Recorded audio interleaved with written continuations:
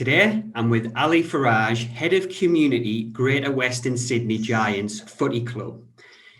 Ali has been with the AFL for about 12 years, and he actually started the campaign with others for a new team in the national competition, I think about 12 years ago, and has been focusing on increasing participation from diverse backgrounds ever since. Ali is the head of the Community and Inclusion Committee for the GWS Giants and was the inaugural chair for the Multicultural Youth Affairs Network. Prior to his role at the AFL, Ali was actually an academic tutor at Western Sydney University and a primary school teacher. He holds 2 masters, which I think is just being greedy, Ali. A master's in primary teaching and a master's in leadership management. So I'm really pleased to welcome Ali this morning. How are you going, Ali? No, thank you very much, David, for having me on the podcast. I'm really interested in what you do, and hopefully I can, I guess, share a bit of my story and what I've done in my years here at the AFL and beyond. Yeah, fantastic. And can you just share where you're coming from today? Where you're located? Yeah, it's an interesting one, actually. I had an early meeting down at Lakemba, so I'm actually at a local McDonald's, and you can see the playground's there behind me, David. So I'm lucky enough and kind enough that the staff here at Lakemba, they call it Punch Bowl, McDonald's, have allowed me to use their party room. So I think we've got a bit of a party going, David, this morning. Yeah, absolutely. And the fact that you've already had one meeting and it's just gone 8 o'clock now, which you're definitely an early riser. So I'll try to practice what I preach, and a lot of the podcasts I've been listening to is about the 4 a.m. club. Yeah. When you got big Dwayne Johnson, The Rock, and a few others motivational talkers talking about getting up and doing cardio. I don't do the cardio part of it, but I do get up at 4. Yeah, I think The Rock says he trains twice before anybody else gets up. They're pretty inspiring, them guys. So really interesting that you're in McDonald's, and it's quite ironic we're going to be talking about wellbeing. But I'll kick straight in. What does wellbeing mean to you? Look, wellbeing is all about looking after yourself and looking after people around you. And the club, and from its onset, we've had great leadership. We've had great leadership from the top, especially from David Matthews and James Avery and everyone else that sits on exec, about life isn't just about work. We've got to enjoy what you do. And I always say this to young people in Western Sydney: don't be doing or dreaming for something that you don't want or you don't want to do. And I preach this. I preach that if you don't like going to work, it means you're not in the right job. And I guess for us, this challenge of building a club, building a legacy, building a team from scratch is what drove me to want to be here at the Giants, and that's why I'm still here. And the leadership about the flexibility and about understanding people have a life beyond work, and that onset about me managing staff and telling them, and the first question I ask them is not, how's work going, or how your KPIs or how your targets going. It's all more about how's your family, how's your kids, how's your wife, how's your partner, how's your siblings, how's your mum, how's your dad. You know, them questions first up mean that you actually care about the person before you actually care about their output. Because once we start caring about the people, the output will naturally come.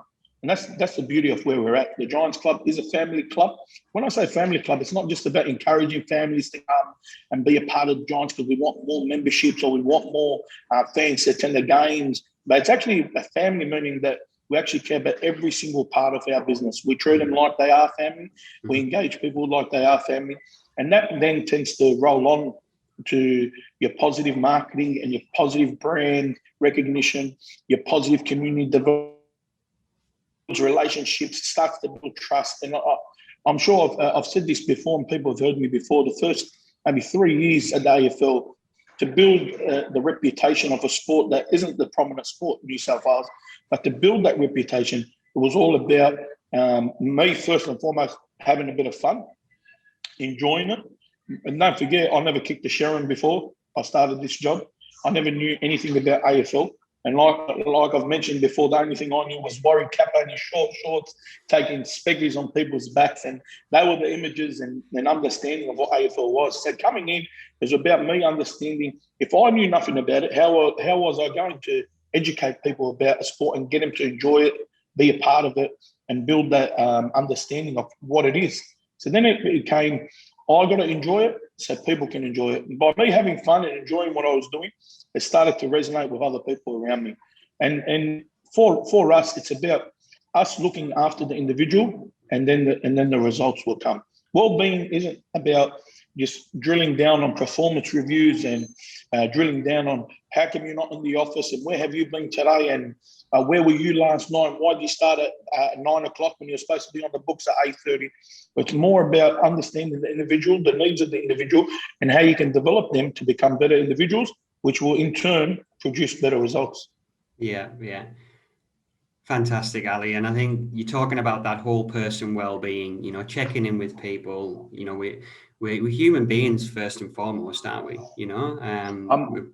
David, it actually builds more rapport with staff and colleagues and exec and board, where you actually and everyone's sick and tired of people saying, "Oh, what are you doing for work?" or "How's work going?" or "Are you busy?" And these questions are more about, you really care about the person. It's the caring comes first. The results come after. And to be honest with you, if you haven't got a happy staff, then it's not going to be a happy environment. And I guess I want to be a person, and I know the rest of the club want to be an organisation that when someone comes in, they feel really at home. And I'll be honest with you, this polo that I'm wearing right now, when COVID hit, it was a very strange a moment for me in my life, because for 12 years, every single day, and it took me to understand the reality when my son, who's in year 5 this year,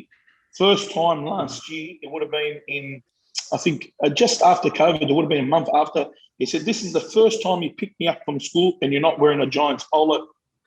And I said, "You got to be kidding me." He goes to me, "No, Dad," he goes, "it's actually the first time you've picked me up from school and you're not wearing a Giants polo." And I looked and I said, and then my wife goes to me, "This year is probably the first year that I've actually seen you wear other clothes during the week that hasn't got a Giants logo on it." And I looked and I said, "That's," and as people say, that's the passion and the drive. And people always, try to, in the community, I'm having a coffee after prayer in the morning, and it's about 5:30, and I'm already in my Giants polo, and people say, "Do you sleep in that? Is that your pajamas?" And I'm thinking, look, it's a good colour for a pajama, but that's the passion and drive we've built and we instilled in ourselves to say, you know what, I want someone to be the next Stephen Cornelio from our community. I want someone to be the next David Matthews, our CEO. I want someone to work in admin. I want someone to be a coach. I want someone to be a trainer, a strength and conditioning physiotherapist from our community, from the greater Western Sydney area. We've got so many smart individuals and we've got so many good operators in our communities that we can give so much to this club. And how do we open them avenues? But the most important thing is, how do we make people understand that the environment that we work in is such a great place to be a part of, that you want to, and you're challenging yourself, I want to get in, I want to be a part of that environment because of just the family nature that we've set up at our club. Our honesty is key. I'm honest to my CEO, he's honest to me. I'm honest to my direct manager, he's honest to me. It's about building that relationship where honesty is key. And look, and I said it before, difference is not an issue. Difference is actually innovation. And meaning that the difference of thought, not only the difference of the way we look, I look different to you, you look different to me, is that diversity.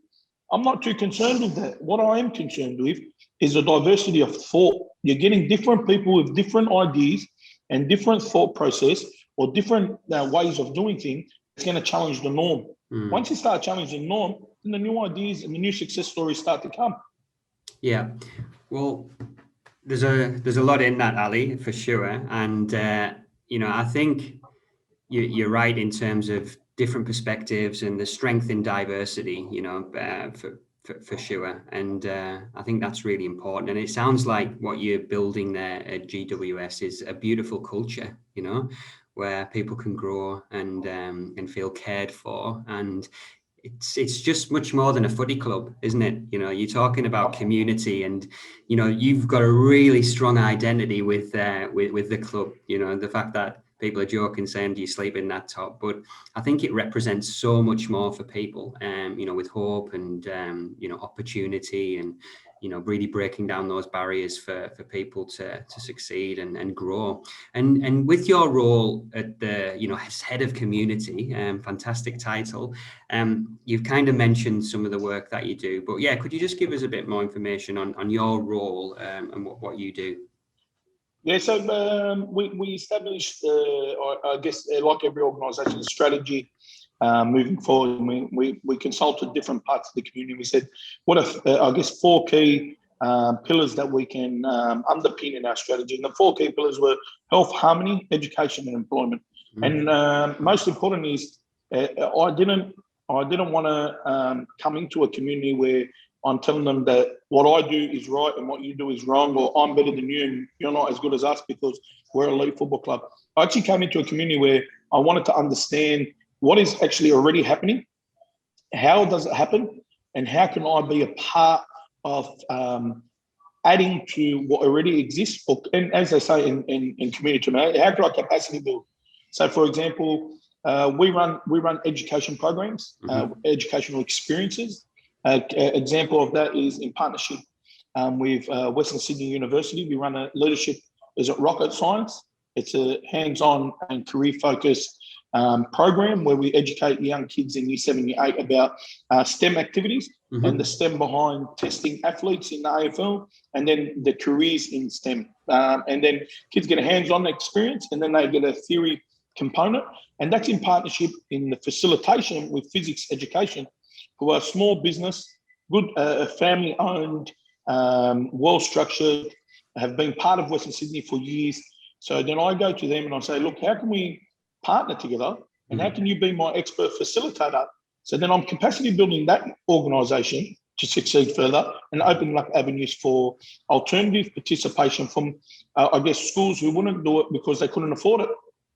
So they're building a network or a relationship with schools who couldn't afford running their program at their school.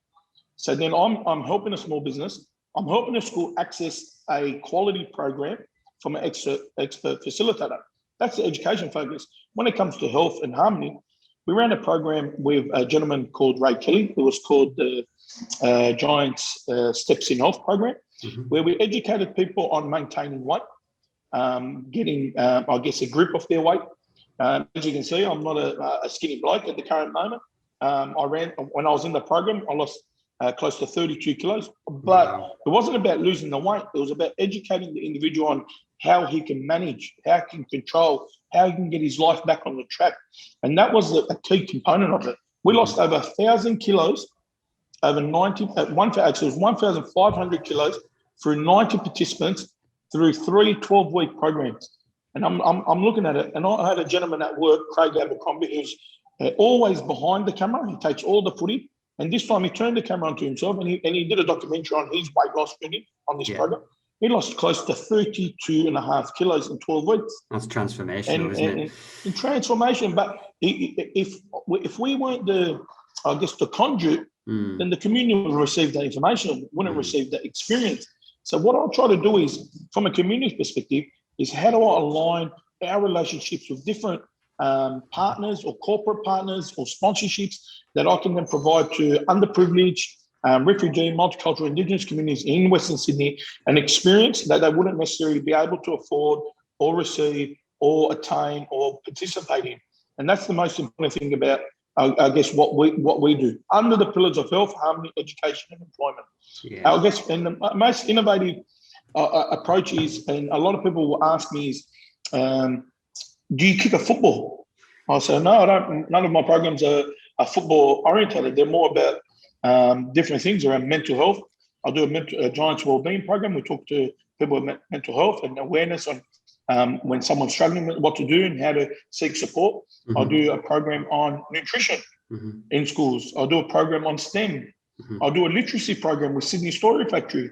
And then they go to me and say, you don't really kick a football. And like you said it before, David, it's more than just footy. This club is more than just footy. This club is about a holistic approach, about tying everyone together from every part of the community and targeting, I guess, issues or topics that exists, like mental health. What's a football club got to do with mental health? Yeah. Why are we doing it for? I guess that's a responsibility. I think David Matthews and Kevin Sheedy first said it when we first established the club. It was around, we're not just coming into a community. We want to belong to a community. We want to be a part of a community. We want people to feel like, if I've got an issue with some young kids in a school, why are people calling the Giants? Mm-hmm. So, for example, I received an email from a gentleman at a school, and he said to me, we've got some issues with some disengaged kids. Can you come out and help? And years ago, you wouldn't be asking a football club to come out and help you with disengaged kids. Mm-hmm. But that's where the tides turn. Yeah. That's when you start becoming a part of the community. People start recognizing you. Your reputation is built on, we can not rely, but we can ask for support. The Giants can be there for support.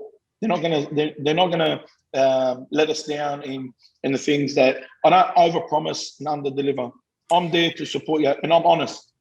I love your passion, Ali. It's contagious, for sure. And sport is it's such a vehicle, isn't it, for change and to try and tackle some of these systemic challenges of our time. Whether it's chronic disease or mental health, as you say. So it's fantastic that you're using AFL to work with communities and not going in there telling them what they need to do. It's co-designing it and listening and consulting and then delivering it kind of together.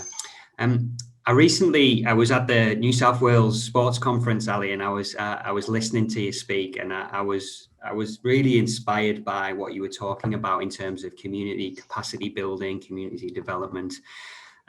Would you share your story with people watching, just in terms of that trust and relationship building piece?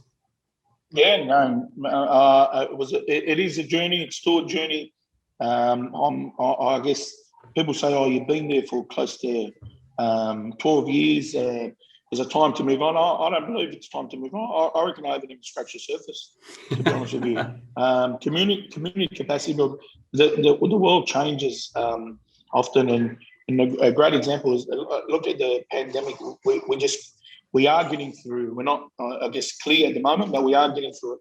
And people all around the world are doing remarkable things and supporting, needy people or disadvantaged people or people who are really struggling at the moment. And to be honest with you, and I'm grateful, and I know David, you would be grateful. We still got a job. We're still employed.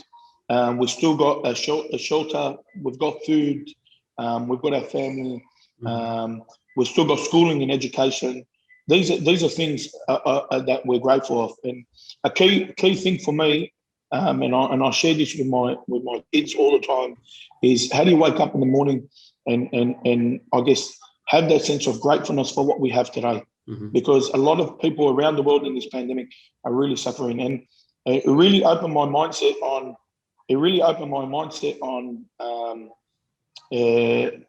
I guess community development when the pandemic hits, because how community comes together to support the most needy at the most, I guess, needed time. And I remember when COVID first hit, people said to me, what are you going to do now? Schools are closed, and how can we? Football's not on. I said, but that's the wrong attitude. I said the right attitude is, how do you put yourself out there to say, we're still here to help, and how can we help? And a classic example is a couple of close friends from different organisations, Yassine, Bilal, Hayek, Ali Yassin, and a few other people got together, and we said, you know what, how can we collect food from different organisations and start putting them into boxes and dropping it at people's houses who are struggling at the moment and can't get out to get groceries, or can't get out because they're elderly people, or can't afford to buy their next meal. Mm-hmm. How can we start supporting them? And we weren't the only ones. We were, I guess, out of our own milk. And this was in the pandemic first hit, it was in the time of Ramadan. Mm-hmm. And we were fasting from sunrise to sunset. Mm-hmm. And I thought to myself, you know what a greater thing that you can do, even though I'm not eating during the day, how can I actually feed someone else? Mm-hmm. How can I actually prepare a hamper? And we had fantastic support. Muntaha from Helping Hands, she every time she had food to give out, we were there We were supporting people from underprivileged communities. See, and then that comes back to community development, David. What did I have to do that I had, from a football sense, that made me want to go out and the club say, yeah, go out and support, feeding people? That's not a football thing. That's not going to increase our chances of winning a grand final. It's not going to increase our chances of our players becoming better. It's not going to improve our chances of attaining a sponsorship deal of $1 million. But what it does is it builds your reputation within the community. Say, you know what, in the times of hardship, the Giants were there. The Giants had staff members in client support. I wasn't getting paid from someone to deliver food. The Giants said, you know what, Ali, go out there, be a part of the community and do what you've got to do to support the most needy. That was the most important thing for us. That builds reputation. That builds your community trust. And at the same time, it builds an understanding of what is, and the most important thing, sport needs to understand is when there is an issue, how can you be a part of a solution? Mm-hmm. How can you support in some way? I'm not saying that sport has money to throw here and there. I didn't ask the club for any budget when I was delivering food. I didn't ask the club to buy food. What I did was I supported people who wanted to do it, and then I used my networks, and other people use their networks to gain things that we can provide to someone else. That's the most important thing. It wasn't providing money to our bank balance. It wasn't bringing revenue into the club. But what it was doing is actually building our credibility and our reputation as a club that is ready to be involved and support community when it's most needed. And from a community development perspective, my most important thing was getting out into community with elders and getting an understanding of what they wanted and how I could support them. Don't forget, I went out for the first 3 years and I didn't ask people to play AFL. I didn't ask people to come and watch AFL. I went out there to say, how can I come to your events? How can I come to your youth meetings? How can I come to your soccer training? How can I come to your cultural festivals or religious festivals? And how can I be a part of it? How can I bring a handball tugger and give some giveaways? Mm-hmm. How can I run some activities for your youth group, like some games? And don't forget, the first couple of years, I wasn't playing AFL from a modified perspective. I was playing handball soccer. I was playing kick tennis. At one stage, we were playing kick golf. And I was using other sports from a football skills perspective to say, hey, mate, you just learned how to handball, playing handball soccer. That's what people do in AFL. Mm-hmm. And then slowly, they started to say, oh, I want to get involved. How can I play? And it was one night, one coach from Western Suburbs called me. He said, oh, we need some players. And I was doing a program at Beverly Hills IEC, Intensive English Centre. Young refugee kids who come in, they learn English for 3 months and they go into mainstream schooling. Yeah. And I went in and I said, who wants to play AFL on the weekends? And all these kids said, oh, yeah, they put their hands up. And then I was stuck that night picking up 15 kids from 15 different houses in a minibus, dropping them off at a local AFL ground and telling them, oh, this is how you play and this is what you do. And sometimes translating and then helping parents, I guess, get a grip of where this person lives. And the club was fantastic. The local club then took it upon itself to carpool kids from different places to the game. And that's the beauty of sport. And like you touched on it before, sport is a vehicle. Mm-hmm. But at the same time, sometimes there is a negative aspect of sport when racism comes in or people have a negative experience or people don't feel welcome. All these sort of aspects need to be tackled. And sports come a long way. And like I said at the conference, sports come a long way, but we can't become complacent and we need to move with the times. We need to move forward. And I guess education and awareness. And I say this all the time. I am a young person, born in Australia, come from Lebanese heritage. I do come from a Muslim background. Mm-hmm. Sometimes it can be challenging.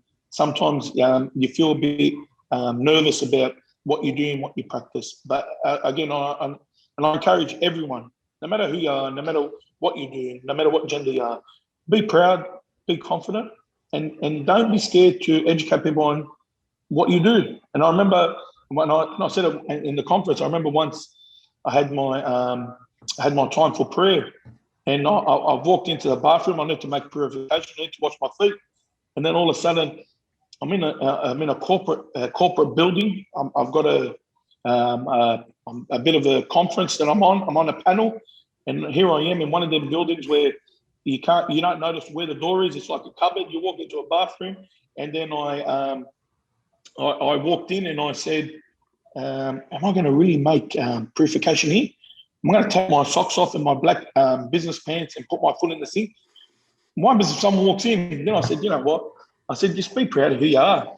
I took my shoes off, took my socks off, and here I am, foot in the sink, and someone walks in, and the gentleman's all dressed up in a tie and his nice business suit, and here I am looking at him, foot in the sink. I'm staring at him, I'm going, and he's looking at me, and he had no word to say, and I had no word to say. It was like we didn't see each other. I washed my foot, got up, walked outside, and then I saw that gentleman after the panel. I walked up to him. I said to him, I would like to introduce myself. I said, I know we sort of introduced ourselves silently in the bathroom, but he goes, I said, my name's Ali, and he gave me his name, and I said, I guess you're wondering why I had my foot in the seat. And he goes to me, yeah, he goes, I was wondering, but he goes, it was a bit interesting, and I just explained it, to be honest with you. And next time he sees it, or he comes across someone like that, he knows what's going on. I guess it's not about being shy. It's about being proud and really being who you are. And well-being is about not shying away from who you want to be and how you want to practice your life in general. Well-being will be hindered by you trying to be someone that you're not. And that's honest truth. If you work in a corporate atmosphere, or you work in a school environment, or you work wherever, if you're trying to be someone you're not, you'll never be happy. Because you'll always be putting a persona on something that you're not. You're not comfortably that person, or you're shy, or you're always.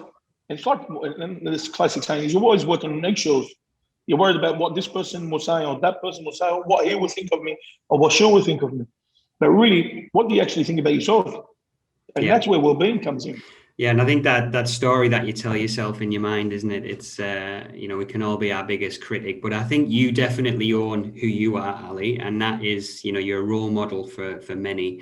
And, just going back to, the pandemic of COVID, I think as an organization, a lot of companies and individuals have really been tested, like their true colors under such stress, but I think for the Giants to be going out there and giving hampers and helping the most in need at the time when they need it, I think really says a lot about the values of the organization and the people that work there. So I can't commend you enough for all of that, which I think is fantastic. And in terms of, I suppose, chronic conditions in Australia, 1 in 2, Ali, have got a chronic condition, which is, it's frightening. And, it's getting worse. You talked about mental health, we've got obesity, diabetes, all these types of things. If you could nudge one part of the system to improve the well-being of Australians, what could that be? I've lived it. My grandma, peace be upon her, passed away in her sleep, and I lived with her. I slept at her home for maybe 5 years. She couldn't read or write English, and I would do her testing for diabetes. She would have a test 3 times a day and take her insulin injection morning, midday, and evening. And my mum's got diabetes, and I guess I've got that risk, being over 30, being overweight, as they say it, and I guess having that family history. So diabetes is a big thing for us. Also, I'll share this with a lot of people, is my mum also had a triple bypass, and then I realised how having diabetes isn't just, an issue which is simple. It's a serious issue. It can affect the body in many ways. At the same time as well, if you do get sick in other ways, diabetes always hinders over the top as well. So diabetes is a key thing. In the Giant Steps in Health program, why I had a passion for that is Ray Kelly is doing a research on reversing diabetes through food. And one of his key components of his program was being fresh, and knowing what to eat, when to eat it. And for me, it's about nudging the system in a way where these packaged food, soft drinks, which we all love because the tongue is always It tastes so nice. I'm being honest. Oh, it tastes so nice, and you know what it is. It's the fact that the body's become so adapted to having sugar on the tongue that if you have something which doesn't have sugar, then you think to yourself, oh, why am I having this for? Like, why am I having broccoli and spinach and no salt or no sugar or no sauce? The sauce one is the one that drives them. And someone says, no, you had chicken breast without sauce, or you had a steak without, barbecue sauce, or you had a sausage without, and you think this. But no one really understands the ingredients and the ingredients, but also the sugar. And I remember one gentleman said to me, have you watched the sugar film? And I said to him, no. And I said to him, what is that? Now, when I watched it, I sort of got a better understanding. I said, you know what? I said, we really don't think about what we're consuming. And we don't think about how it impacts our body. And it's actually fascinating that I'm doing this podcast with you today, and tomorrow I put my hand up to do a fruit juice fast. Right. And I'm going 10 days. Wow. I'm going 10 days, no solids, no sauce, and all I'm doing is drinking juice, breakfast, lunch, and dinner. and the ironic thing is, where am I the day before? At McDonald's. Yeah, well, as you were saying, all that I was thinking, are you going to show discipline today and not have a breakfast there, or is it? And fantastic. I've got my coffee. Yeah, you got your coffee. I've got my coffee. So and I said to myself, it's about how individuals, and this is where, if you look at all the motivational sort of speakers and talks or podcasts, it's all about discipline, self-discipline. It's all about how can you challenge yourself. And I'm going to challenge myself. Is it going to be hard? Yes, it is. Are you going to have moments where you're going to be frustrated, where you just want to grab a sandwich, or you want to grab some bread, or you want to grab some solid? Yes, it is. But it actually starts to develop that resilience in you to say, no, I can get through this. I know it's hard. How can I get to the next step? How can you have your little minute goals from day to day or hour to hour, and start to challenge your mindset? Also, it's a good way to explain to kids how to do it, and to show them firsthand, look, I can do it, you can do it. So well, I think these for you, are sort of aspects. Yeah, I think for you, who's obviously in the middle of community, your behaviour is really important as well, because people are looking up to you and watching you. So if you can't show discipline in certain aspects, and like I love endurance events, and I'm not built for speed. I'm a bit like you, Ali, unfortunately, but I think it builds character, and, it's great to show you can achieve these things if you put your mind to it. We've only got a couple of minutes left, but I did want to ask you one more question, Ali. We've covered a lot of ground, and we've talked a lot about the Giants, but where do you see yourself personally in the system, and how do you want to contribute and influence it? I just want to be, I guess, someone that can offer support in many areas. But how can I share? And I say this all the time. It's a lot of us don't realise, and even with yourself around endurance, is how can you share what you've learned or what you've experienced with others, so they can learn and then look at how they can move forward from your experience. And that's the key to it. A lot of people, and I say this, a lot of people are selfish to share their story, because sometimes it's the story sharing that allows people to learn from your mistake or from your challenges or from your ways of overcoming obstacles. And that's in all facets. And that's why I love when someone is, for example, if it wasn't for people sharing their stories on getting through a triple bypass, that me and my family, then we were in shock, because what do you do next? How do you support mum? How do you support mum through the recovery? And then one of my sisters, my younger sister, said, you know what? I should write a little manual on how to get through. My mum got cancer the year after the triple bypass, and that was even tougher on the family. But imagine how tough it was on her. And we've said, how do you write a manual on our experience to educate people who do come in and suffer from the same thing, to say, get ready for this, be ready for that. This is how we got through it. And that's the most important thing about us as a society, is how do we share the stories of each other that I can start learning off you. Your endurance running, how can I get better? How do you get to 5Ks? How do you get to 10Ks? And that sharing of experience then allows you to learn. And that's where I believe I share my story with anyone. And people, for example, I remember the CEO from New South Wales Waratahs at one stage said, can we come in and talk to you about our programs? And I said, yeah, that's no problem. Come in. And then people say, no, you've got the Waratahs coming in. I said, there's no problem to that.